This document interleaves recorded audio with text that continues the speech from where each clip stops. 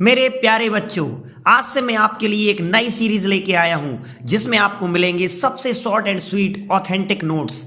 आपको कुछ नहीं करना है, केवल आपको इसमें मैं शॉर्ट में आपको समझाऊंगा और आपको सीधा अपनी नोटबुक में लिख लेना है। ये नोट्स आपको बहुत ही यूजफुल और हेल्पफुल होने वाले हैं। तो चलिए बेटा शुरू करते हैं। जैसे आपको मालूम है कि हमारी एनसीईआरटी का 3rd नंबर का चैप्टर है एटम्स एंड मॉलिक्यूल्स। सो देखिए, हमारे इस नोट्स का फर्स्ट पेज में जो जो लिखा है मैं उसको शॉर्ट में आपको समझाता भी जाऊंगा और आप यहां से पॉज करके इसको लिखते जाइए। तो देखिए, atom is the smallest part of anything. सभी लोग जानते हैं कि एटम क्या होता है, सबसे छोटा पार्ट होता है किसी भी मटेरियल या मैटर का। इसका नेक्स्ट पॉइंट क्या कहता है, देखिए, N Indian philosopher Maharshi Kanad postulated that if we go on dividing matter पदार्थ we shall get smaller and smaller particle and ultimately individual particle be obtained. He named these particle परमाणु। आप सभी जानते हैं ना बेटा कि इंडियन फिलोसोफर जो महर्षि कणाद थे उन्होंने सबसे पहले कहा था कि यदि हम किसी भी मैटर को बहुत छोटे छोटे पार्ट्स में तोड़ दें तो अल्टीमेटली हमें बहुत छोटा सा एक पार्टिकल मिलेगा और उसको उन्होंने क्या कहा था, परमाणु। बाद में इसी परमाणु को एटम नेम दिया था किसने, डेमोक्राइटस ने। ध्यान रखिएगा, एटम नेम जॉन डाल्टन ने नहीं दिया है, किसने दिया है, डेमोक्राइटस ने। और फिर जॉन डाल्टन ने क्या किया है, जॉन डाल्टन ने बेटा डिटेल स्टडी की थी किसकी, एटम की। आप कह सकते हैं कि एटम की डिस्कवरी का क्रेडिट भी जॉन डाल्टन को जाता है, बट नेम डेमोक्राइटस ने दिया।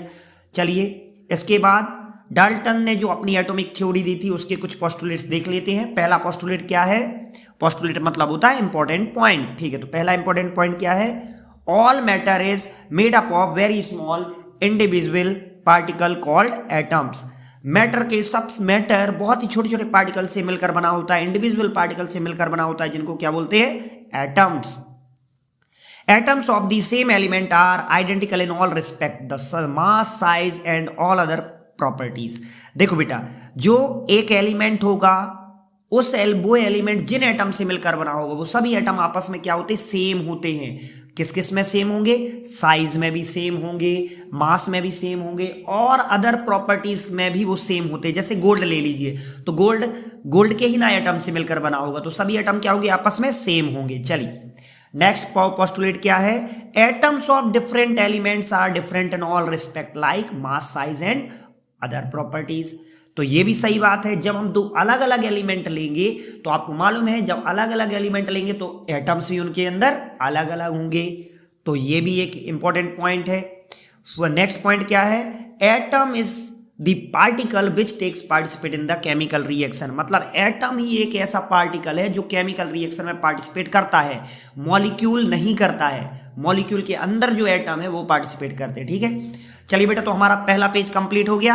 अब हम लोग टर्न करते हैं, सेकंड पेज पर मूव करते हैं। ओके, सेकंड पेज देखिए बेटा, यहां पर जो इस डाल्टन की थ्योरी का नेक्स्ट और 5th पॉइंट है वो क्या कहता है, atom can not be created nor be destroyed in any chemical reaction, only it's one form can change into another form. मतलब एटम को ना तो हम बना सकते हैं ना एटम को हम डिस्ट्रॉय कर सकते हैं, केवल इसका एक फॉर्म से दूसरे फॉर्म में चेंज किया जा सकता है। लास्ट और 6th पॉइंट क्या है, when atoms combine with each other in a fix ratio form compounds. जब एटम्स को आपस में एक सर्टेन या फिक्स रेशो में मिक्स किया जाता है तो वो क्या बनाते हैं, कंपाउंड बनाते हैं। अब चलो बेटा, आता है next point, limitations of Dalton's atomic theory. Limitations का मतलब होता है क्या कमियां रह गई इस थ्योरी में। तो जो डाल्टन की एटॉमिक थ्योरी है उसकी लिमिटेशंस या कमियां क्या है, देखिए, पहला पॉइंट क्या है या पहली कमी क्या है, it does not account for subatomic particles such as protons, electrons and neutrons.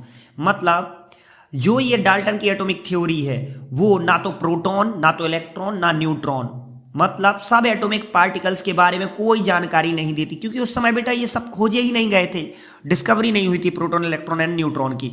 तो उस समय मतलब इस थ्योरी में उनका जिक्र नहीं था। नेक्स्ट पॉइंट क्या है, कमी क्या है, it does not account for isotopes. Isotope के बारे में भी ये थ्योरी नहीं बताती, ठीक है। नेक्स्ट क्या है, it does not account for isobars. Isobars के बारे में भी ये थ्योरी नहीं बताती। नेक्स्ट कमी क्या है इस थ्योरी की, it does not account for allotropes. Allotropes के बारे में भी ये कोई जानकारी नहीं देती। अब आप लोग कहेंगे सर आइसोटोप, आइसोबार और एलोट्रॉप्स क्या है, तो ये बेटा हम लोग आगे पढ़ेंगे डिटेल से, अभी केवल आप इतना समझ लीजिए कि ये कमियां थी। चलिए नेक्स्ट टॉपिक क्या है, देखो लॉज ऑफ केमिकल कॉम्बिनेशन। आप सभी जानते हैं कि कोई भी कंपाउंड या मॉलिक्यूल बनाया जाता है तो वो रूल्स एंड रेगुलेशंस, कुछ रूल्स एंड कुछ रेगुलेशंस पर बेस्ड होता है। ऐसे नहीं होता कि आप किसी भी एलिमेंट को, किसी भी केमिकल कंपाउंड को किसी में भी मिक्स कर दीजिए और आपका कंपाउंड बन जाएगा या डिजायर मॉलिक्यूल बन जाएगा, वो किसी रूल पे बनेगा। और ऐसे रूल्स एंड रेगुलेशन क्या कहलाते हैं, लॉज ऑफ केमिकल कॉम्बिनेशन। तो देखिए क्या लिखा है इसमें, there are certain laws were established for the chemical combinations, compound and molecules are formed on the basis of these laws. मतलब यहां पर कुछ एक निश्चित लॉज स्टैब्लिश किए गए हैं केमिकल कॉम्बिनेशंस के लिए या केमिकल रिएक्शन के लिए, जिनके बेस पर कंपाउंड या मॉलिक्यूल बनाए जाते हैं। आपके 9th स्टैंडर्ड में केवल 2 लॉ आपको पढ़ना है।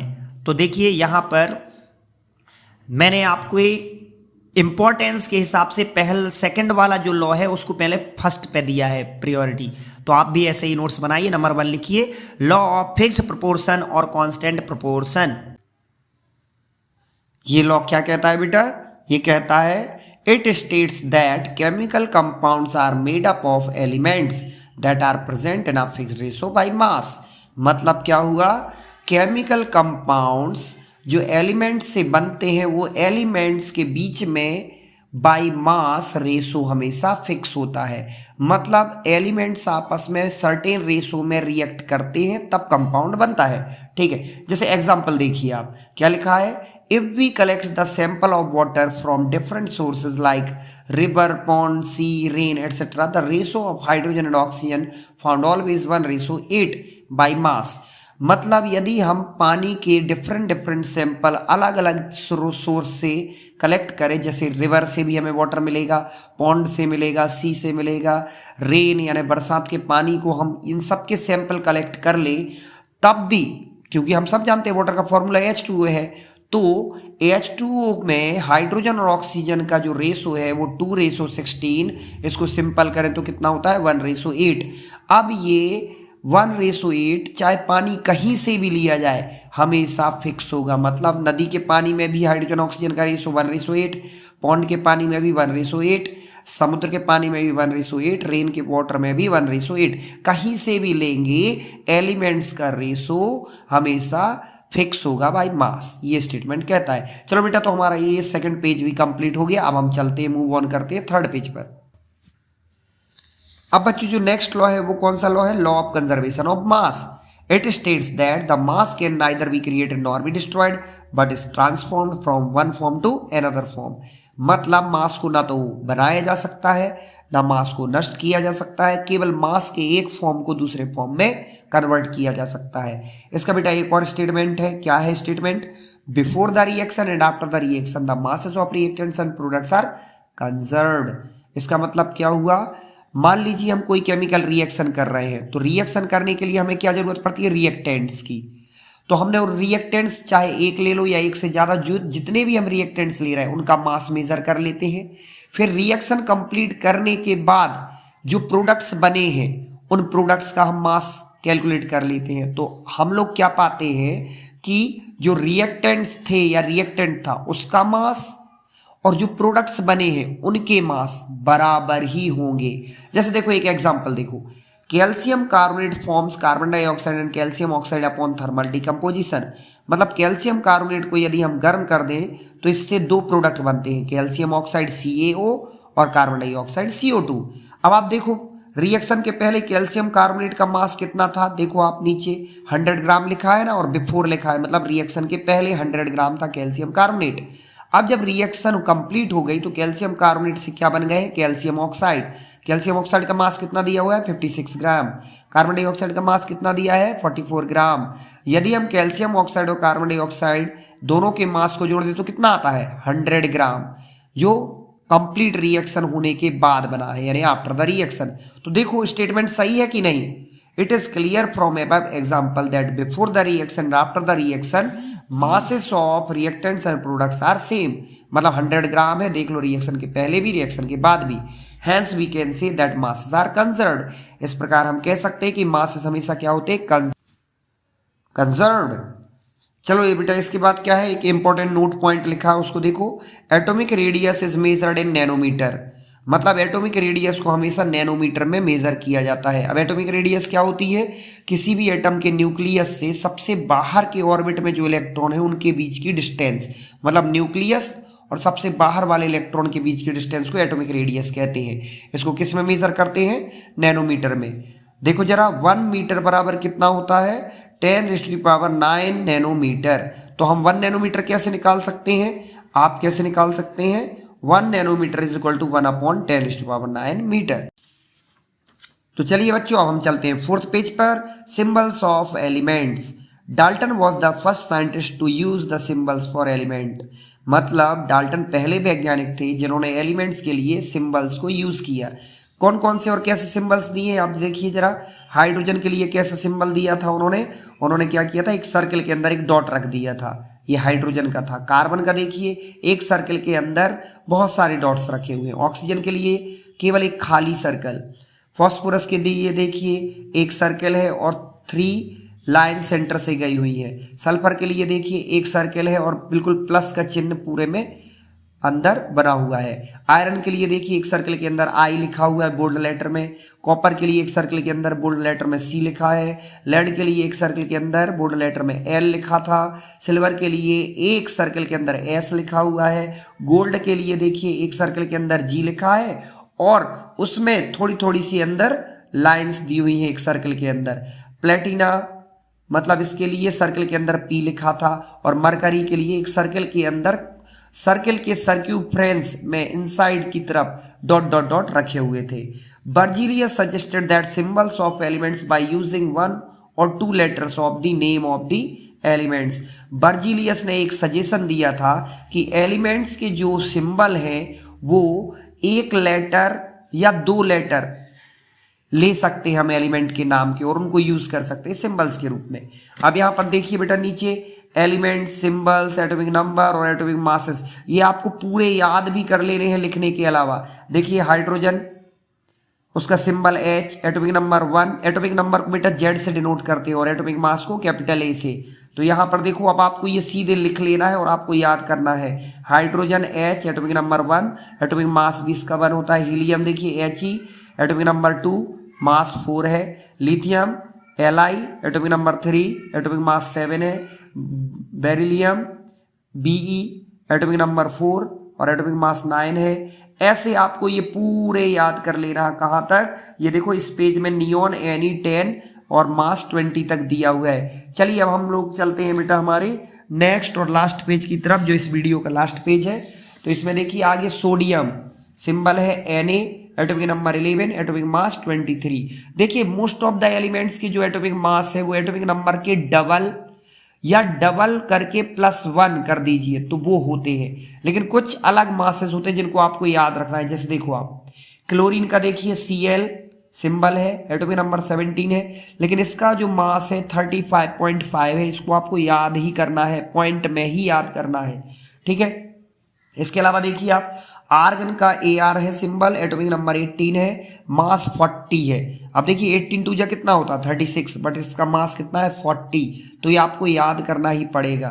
पोटेशियम देखिए सिंबल है K मीन्स कैलियम और देखिए एटॉमिक नंबर 19, बट इसका मास कितना है 39. और कैल्शियम देखिए इसका सिंबल है Ca, एटॉमिक नंबर है 20, बट मास कितना है जस्ट डबल 40. तो यहाँ पर आप लोगों को कंफ्यूज नहीं होना है.